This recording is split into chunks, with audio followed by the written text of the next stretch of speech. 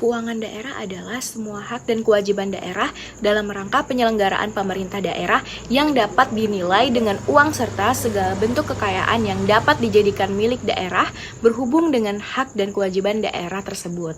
Nah, pengelolaan keuangan daerah adalah keseluruhan kegiatan yang meliputi perencanaan, penganggaran, pelaksanaan, penatausahaan, pelaporan, pertanggungjawaban, dan pengawasan keuangan daerah yang diwujudkan dalam APBD. Nah, selanjutnya ada prinsip pengelolaan keuangan daerah.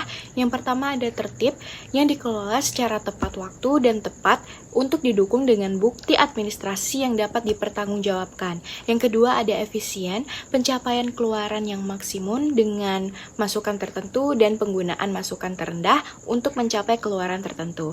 Yang ketiga ada transparan, prinsip keterbukaan yang memungkinkan masyarakat untuk mengetahui dan mendapatkan akses informasi seluas-luasnya tentang keuangan daerah. Pengelolaan keuangan daerah merupakan aspek krusial dalam tata kelola pemerintahan yang baik.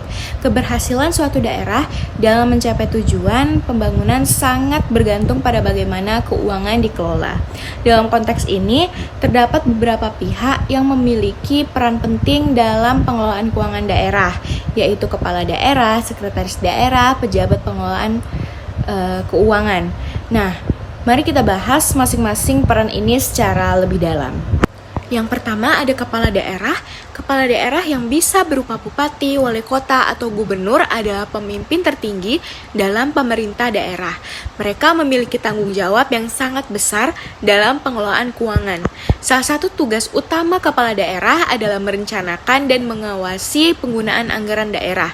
Dalam hal ini, mereka harus memastikan bahwa anggaran yang disusun dapat memenuhi kebutuhan masyarakat dan mendukung program-program pembangunan yang telah ditetapkan. Kepala daerah juga berperan sebagai wakil pemerintah daerah dalam pengelolaan kekayaan daerah yang dipisahkan. Mereka harus mampu menjalinkan kerjasama dengan berbagai pihak, termasuk lembaga legislatif untuk mendapatkan dukungan dalam penganggaran. Selain itu, kepala daerah juga bertanggung jawab untuk melaporkan penggunaan anggaran kepada masyarakat, sehingga transparansi dan akuntabilitas dapat terjaga. Selanjutnya ada sekretaris daerah. Jadi sekretaris daerah ini memiliki peran yang sangat penting sebagai koordinator dalam pengelolaan keuangan daerah.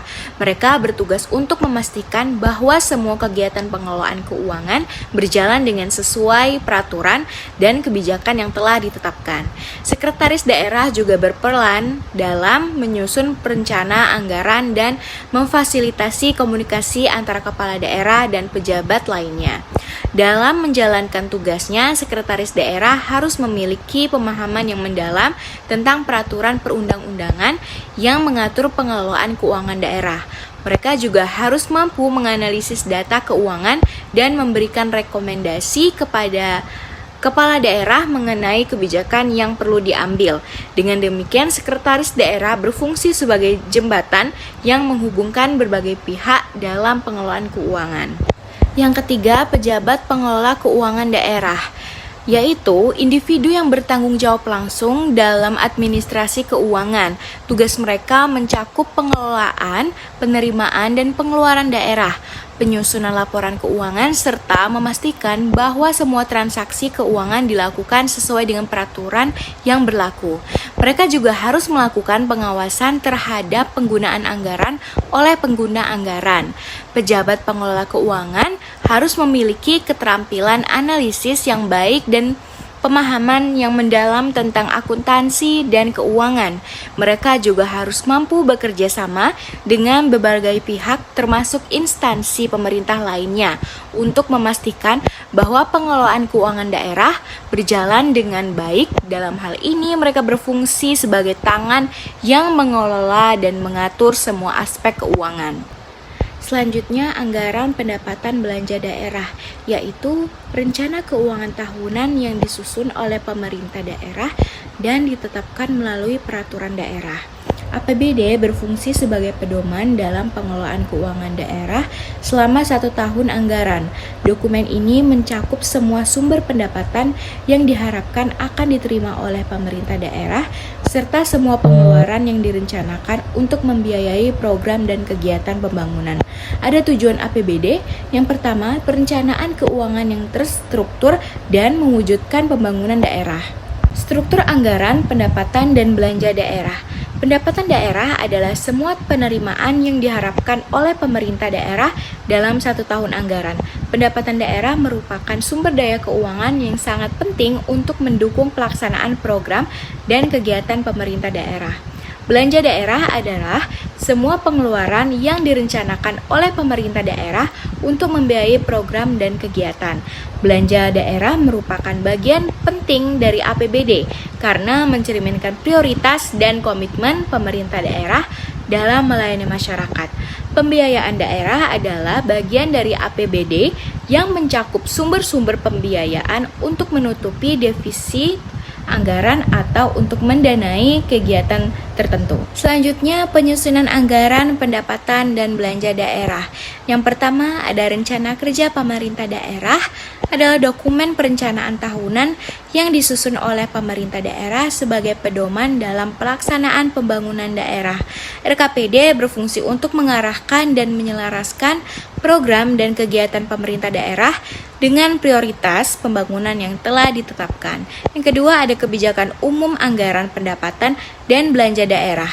Kebijakan umum anggaran pendapatan adalah dokumen yang berisi kebijakan umum dalam penyusunan APBD. KUA menjadi pedoman bagi pemerintah daerah dalam merencanakan pendapatan dan belanja daerah.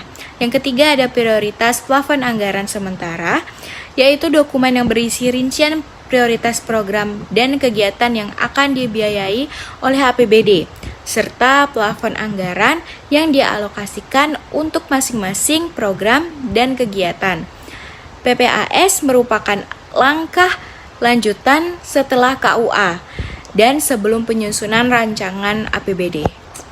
Yang terakhir, ada penganggaran berdasarkan kinerja, merupakan ukuran keberhasilan yang akan dicapai dari program dan kegiatan yang direncanakan, meliputi masukan, keluaran, dan hasil yang berpedoman pada yang pertama. Indikator kinerja adalah ukuran yang digunakan untuk menilai keberhasilan program dan kegiatan yang direncanakan.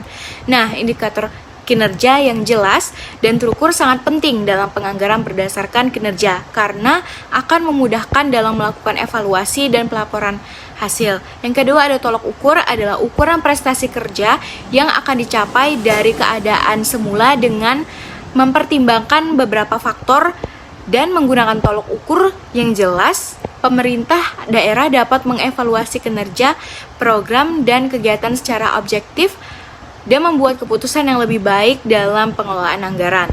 Dan yang terakhir, sasaran kinerja adalah hasil yang diharapkan dari suatu program atau keluaran yang diharapkan dari suatu kegiatan dengan menetapkan sasaran kinerja yang jelas. Pemerintah daerah dapat lebih fokus dalam melaksanakan program dan kegiatan serta lebih mudah dalam mengevaluasi hasil yang dicapai.